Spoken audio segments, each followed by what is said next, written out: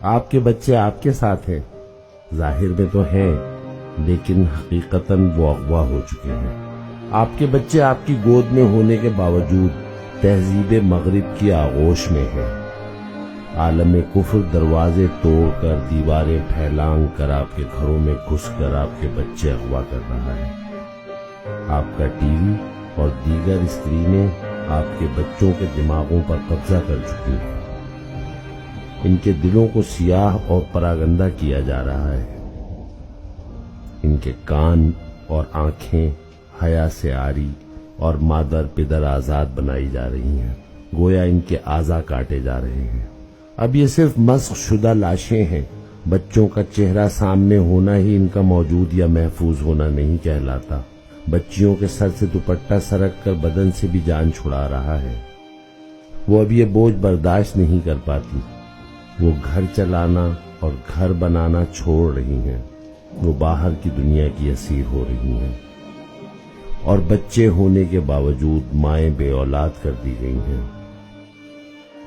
آج کی بچیاں کل کی ماں بننے کے لائق نہیں چھوڑی جا رہی، انہیں ذہنی اور جسمانی طور پر بانجھ کیا جا رہا ہے۔ ہم بچوں کو اپنی جیبوں سے بھاری فیسیں دے کر اس تہذیب کے حوالے کر رہے ہیں، وہ تہذیب کہ جس نے آپ سے آپ کا خالق چھینا، اور آپ کی آنے والی نسلیں بھی۔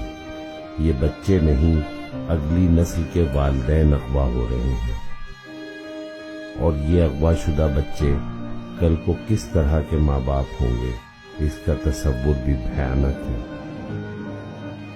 جب تربیت کا پہلا مدرسہ ہی تباہ کر دیا جائے گا، یعنی آغوش مادر، باپ کو بے حیا اور آزاد کر دیا جائے، تو اسے کہتے ہیں کڈنیپنگ۔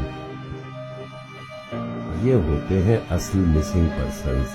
جب نسلیں اغوا ہو جائیں، جب کردار مسخ کر دیے جائیں، جب افکار کچل دیے جائیں، جب تہذیب ہی مار دی جائے، جو نظروں کے سامنے ہو کر بھی کسی اور کے پیروکار ہوں، تو فکر ہونی چاہیے۔ یہ فکر ابھی کیجیے، اور جان رکھیں جو آپ کے پاس ہے وہ آپ کے ساتھ نہیں۔